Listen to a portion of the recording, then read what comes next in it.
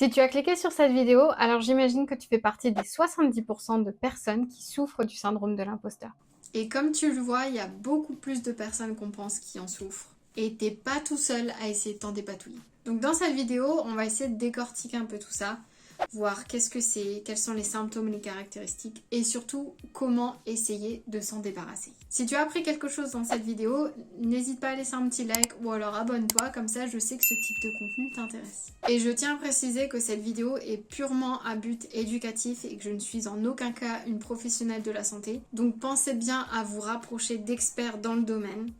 Déjà, on va voir qu'est-ce que c'est le syndrome de l'imposteur. Le syndrome de l'imposteur, faut l'imaginer comme un petit programme malveillant qui est toujours en train de tourner en arrière-plan dans ta tête et qui va te dire des choses comme tu mérites pas ta place, t'as juste eu de la chance, et bientôt tout le monde va s'en rendre compte. Bref, un relou. Généralement, les personnes qui en souffrent, elles vont systématiquement rejeter le mérite qui est lié à leur succès et à leur réussite. Et à la place, elles vont avoir tendance à toujours l'attribuer à des facteurs extérieurs, que ce soit leur relation, des circonstances particulières ou même la chance. Si ça t'intéresse, j'ai d'ailleurs fait une vidéo sur comment booster 75% de ta chance parce qu'en vrai, c'est pas si aléatoire qu'on pense. Alors attention, il est important de noter que le syndrome de l'imposteur, il n'est pas considéré comme une maladie mentale. Et ça, c'est dû au fait qu'il ne va pas causer d'altération du réel. Donc à la place, ça va être défini comme un mécanisme psychologique qui va te faire minimiser tes réussites, douter de tes compétences, ou alors qui va te faire croire que l'opinion négative des gens est bien plus importante qu'il ne l'est vraiment. La bonne nouvelle, c'est que ça se soigne plus facilement, notamment grâce à un travail d'analyse sur ses origines, mais aussi les traumatismes et les croyances qui vont l'alimenter. Donc quels vont être les symptômes caractéristiques de quelqu'un qui souffre du syndrome de l'imposteur ? Alors, il y en a que tu vas reconnaître tout de suite et il y en a qui vont peut-être te surprendre un petit peu. Donc, essaye de voir si tu t'identifies à l'un ou plusieurs de ces symptômes. Numéro 1, ça va être l'acharnement au travail. Dans ces cas-là, la personne, elle va tellement avoir peur que les gens la considèrent comme une fraude qu'elle va travailler 2 fois plus. Et tout ça juste pour compenser. Et si la personne, du coup, elle obtient un succès, automatiquement, elle va dire que c'est grâce au travail acharné et non grâce à son propre mérite, ses propres compétences, etc. Alors on parle ici de stratégie d'overdoing. Cela dit, il faut faire attention parce que le fait d'utiliser autant d'énergie et donner autant, ça va souvent guider vers le burn-out. Donc fais bien attention à toi. Numéro 2, on en a parlé un petit peu avant, c'est le fait de se sentir comme un imposteur, une fraude ou avoir l'impression qu'on porte un masque. Donc ici, la personne elle a l'impression de montrer une version d'elle qui n'est pas réelle. Donc dans ces cas-là, il y a un décalage entre son identité publique et la personne qu'elle est vraiment en privé. Et du coup, elle va se sentir coupable qu'on lui attribue des compétences, des qualités, etc.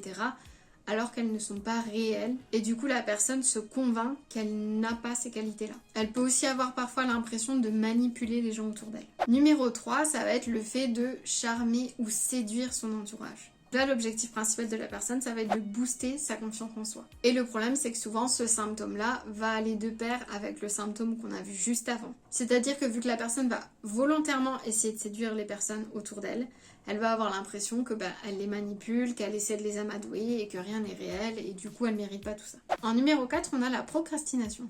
Ici, la personne, elle va se dire « Non, il faut que je fasse plus de recherches, il faut que j'apprenne ça, que j'acquière cette compétence-là ou cette compétence-là avant de commencer quoi que ce soit. » Du coup, elle va se convaincre encore et encore qu'elle n'est pas prête à passer à l'exécution, ce qui peut très souvent retarder la tâche en question ou alors le projet complètement. Ce symptôme-là, il peut aussi s'appliquer quand on essaie de postuler un poste. La personne va voir l'annonce et va se dire « Non, j'ai pas telle ou telle compétence, donc je vais aller les apprendre avant de postuler et du coup, ça va tout décaler. » Globalement, dans ces deux cas-là, la personne, elle va essayer de se sentir plus légitime avant d'entamer la tâche ou postuler pour un job. Numéro 5, ça va être la modestie extrême ou alors la dissimulation de sa confiance en soi. C'est presque comme une position de défense qu'on va adopter pour éviter tout conflit ou toute confrontation. Donc ici, la personne va essayer de se protéger de quelqu'un qui pourrait potentiellement essayer de défier son intellect. Ça peut être également sous la forme de quelqu'un qui va avoir du mal à accepter des compliments, des reconnaissances ou même des félicitations. Peu importe comment vous le dites, elle y croira pas. Et ça, même s'il y a des signes bien évidents de leur réussite sous leurs yeux. Numéro 6, à l'inverse du premier point qui était le travail acharné, là ça va être tout l'inverse. C'est-à-dire le désinvestissement au travail. On parle d'ici d'une stratégie d'underdoing. La personne, en fait, elle va se préparer à l'échec et elle va faire en sorte qu'elle ait une excuse toute faite, toute prête qu'elle peut utiliser. Bah oui, j'ai pas travaillé, donc c'est normal que j'ai échoué. Et si par malheur il y avait une éventuelle réussite, auquel cas, ah bah c'est la faute à la chance. Numéro 7, ça va être le perfectionnisme. Donc là, pour le coup, la personne essaie de se faire toujours plus, toujours mieux. Donc du coup, elle va constamment retoucher son travail encore et encore, parce qu'elle est sûre qu'elle doit atteindre un niveau de perfection qu'elle a elle-même défini pour que son travail soit satisfaisant. Seulement, tout ça, souvent, ça va mener à des retards dans la livraison du travail en question, ou alors un non-rendu entièrement. Et si la personne rend bien le travail dans les temps, elle va se dire « j'aurais dû en faire plus, j'aurais dû faire mieux, j'aurais dû ceci ou j'aurais dû cela ». Numéro 8, ça va être un sentiment d'infériorité. Pour ce point-là, la personne va se convaincre que si elle doit travailler si dur et autant pour arriver à faire ça, c'est que c'est juste pas pour elle. Elle va se dire qu'elle n'est pas faite pour ça, qu'elle n'a pas les compétences pour réaliser telle ou telle tâche et qu'ils auraient jamais dû lui donner un truc de cette ampleur parce qu'elle pourra pas le gérer. Et ça marche très souvent avec le point numéro 6, c'est-à-dire un désinvestissement au travail. Point numéro 9, c'est le besoin d'accomplir ses tâches seule et une peur de l'échec. La personne, quand elle se dit si j'ai besoin d'aide, d'assistance ou quoi que ce soit pour m'aider dans cette tâche, c'est que je ne suis pas assez compétent pour l'entreprendre moi-même. Et auquel cas, ils vont associer ça à un échec. Et c'est donc pour ça qu'elle va essayer à tout prix de réaliser cette tâche-là sans demander de l'aide à qui que ce soit et à trouver des solutions par elle-même, etc., etc. Pour faire simple, c'est inconcevable pour cette personne d'échouer. Et donc ce point-là marche souvent de pair avec le point numéro 4 qui est la procrastination, parce qu'à force de tout vouloir faire soi-même, eh bien elle va devoir acquérir les compétences qu'elle pense ne pas avoir pour finaliser la tâche, parce qu'elle ne veut pas demander d'aide à une personne tiers. Donc si d'après ces symptômes, tu as l'impression de souffrir du syndrome de l'imposteur, que ce soit dans ta vie personnelle, ta vie professionnelle ou tes relations, n'attends pas que ça s'aggrave et va vite consulter quelqu'un qui pourra t'aider. Comme je l'ai dit tout à l'heure, je ne suis pas une professionnelle de la santé, donc n'hésite pas à aller consulter un psychologue, un psychothérapeute ou un psychiatre. Comment est-ce qu'on peut essayer de se débarrasser de ce syndrome de l'imposteur? Qu'est-ce qu'on peut faire pour y remédier? Voici quelques pistes à explorer si tu essayes de tout doucement atténuer ton syndrome de l'imposteur. Point numéro 1, ça va être de noter tes accomplissements. On a parfois besoin d'un petit peu de recul pour voir les choses en perspective. Donc pour t'évaluer d'un point de vue plus objectif et plus constructif, base-toi sur les faits. Donc prends un carnet, une feuille ou une application de notes en ligne et indique tous les accomplissements que tu as fait, que ce soit des petites victoires ou des grandes victoires. Donc la prochaine fois que tu as l'impression d'être un échec, de n'avoir jamais rien accompli ou que tu doutes de toi, reprends cette liste-là et tu vas réaliser tout ce que tu as vraiment fait. Et là, ça va être des faits contre tes émotions. Et du coup, tes faits vont être bien plus fiables pour ton cerveau quand il est en mode panique. Donc quand tu confrontes les faits à tes interprétations ou tes pensées, c'est les faits qui vont gagner. Point numéro 2, ça va être célébrer tes victoires. Très souvent, quand on va réussir quelque chose, on va passer très rapidement dessus. C'est « ah cool ». Sûr. On va pas prendre le temps de reconnaître la victoire, de reconnaître ses efforts ni son mérite, ou même de se valoriser. Donc la prochaine fois que tu réussis quelque chose, donne-toi le temps de te connecter avec les émotions de cette victoire. Et si possible, fais ça devant un miroir, en tête à tête, avec toi-même.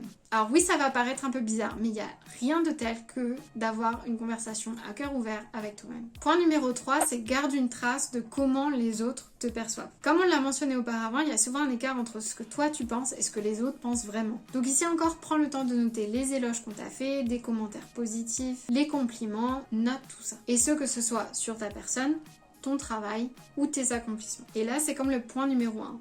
Dès que tu as des doutes sur tes capacités, tes compétences, etc., tu reprends cette liste et tu vois ce que les gens pensent vraiment de toi. Et si tu as des vrais doutes sur tes performances, alors prends les devants. Demande une évaluation à ton responsable. N'attends pas qu'on vienne te voir, mais montre-toi comme quelqu'un de proactif et de motivé. Point numéro 4, parle-en. Rappelle-toi qu'on a dit tout à l'heure que 70% des gens ont déjà souffert de ce syndrome-là ou en souffrent actuellement. Quand tu en parles à quelqu'un, il y a de grandes chances que cette personne-là, elle en ait déjà fait l'expérience aussi. Donc généralement, ça va t'aider à relativiser. La personne peut même potentiellement te donner des conseils ou alors vous allez trouver des points communs et ça va vous rapprocher. En plus de tout ça, ça te permet d'avoir un point de vue objectif et externe à la situation sur lequel tu te sens perdu. En plus, le syndrome de l'imposteur, il est assez connu pour isoler les gens. Donc si tu en parles, eh ben, tu combats aussi cet isolement-là. Donc ça devrait t'aider à te sentir moins seul aussi. Point numéro 5, change ton dialogue interne. Quand tu vas te parler négativement, ton cerveau il va pas faire la différence si ce que t'as dit c'était une blague, si tu le pensais vraiment ou quoi que ce soit. Il va prendre ça littéralement et le prendre très sérieusement. Donc c'est super important la façon dont tu te parles à toi-même. Ne te dis pas oh je sais pas faire